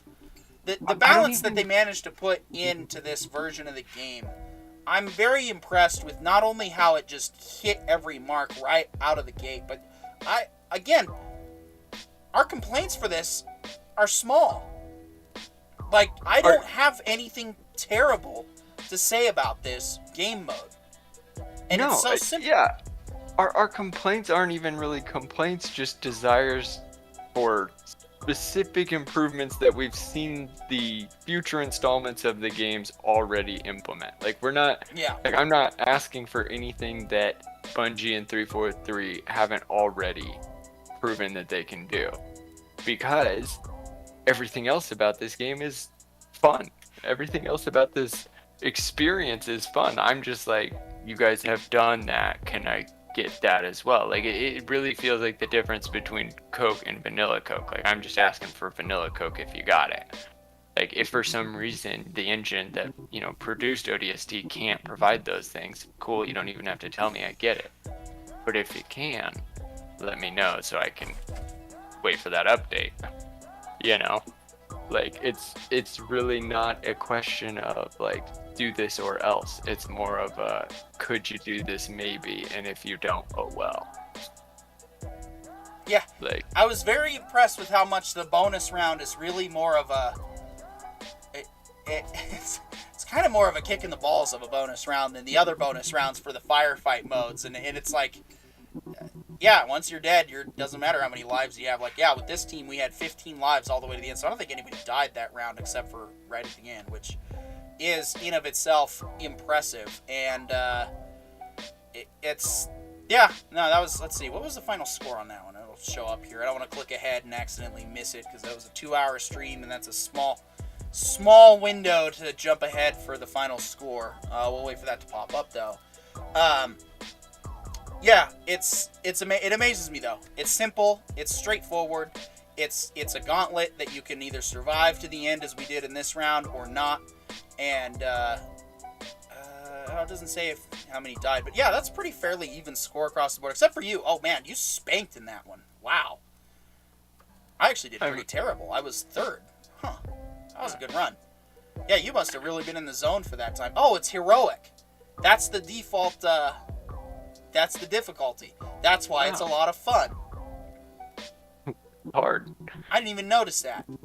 So yeah, that's the default difficulty setting is heroic, and that's why it works. I mean, the balancing, like I said, I'm impressed with the balancing. I'm impressed with the deployment of this update was very well done overall. I'm looking forward to playing more over the next couple weeks. We may even feature this as another segment on a future episode again because it's that good. It'll probably just be a smaller segment though. So yeah, I love when our shows are mostly positive. Leaves us on a good note. Leaves us feeling good. Leaves us reflecting on good quality content that's out there. That and this is the evidence how much we love Halo. Like, every time Halo drops something that is quality Halo, we're going to be there, and we're going to tell you, check it out, it's fun. And in any Halo that we have seen in the past, we're going to let you know where to find it, and that we've seen it, and that we've enjoyed it, because we are fans of the universe that is the Haloverse. And even if, you know, somebody fails, like, we're trying to tell people when they fail, not necessarily call them failures. Right, exactly. Because we love the products, and we want them to succeed, and we don't want to diminish anyone's effort, and that's that's really what's sad the most, is that we don't want to be angry about stuff all the time, but it's hard not to be disappointed, and it's also hard not to feel for a lot of the artists that go into things like this, all the CGI people, all the set designers, all the costume designers, who really pour their hearts into this stuff. And so that's what I want to make sure is clear, is like, to those of you guys that work on the background, whether it's on the video game, whether it's on the show, or in a movie, we are not mad at you. And if we were, we would say so. It really comes from the top, and it's the writers that are screwing you guys. It's the production team that's signing, members of the production team, the producers that sign off on what the writers say. They're the ones that are causing the grief, okay? Everybody who's passionate about projects, we're all on the same team at the end of the day. We all want the best, and we all want it to succeed. We're just not gonna lower our standards and pretend that it's great. Yeah. Especially not in this day and age when there's so many ways to consume all of the different types of media. Like, if you don't ever want to actually play through the entire Halo story, I understand. But go Google it, YouTube it, watch the entire cinematics, all of them. Somebody's put them somewhere. Like, just like all the source material for any good anything. Take the time, be deliberate, be conscious, and take the L when you lose. because that's what a good Learn. sport does. Yes. And I love you. All of you writers, all of you people that make All right. anything. Yeah, we're I up love against the your clock now. content. This is it. So once again, thank you, Carry On, for when you. Well, we missed you tonight. We love you. We hope you get to come back. Our thoughts and prayers are with you. But I'm Petey York with the Rider Brothers. We'll see you next week.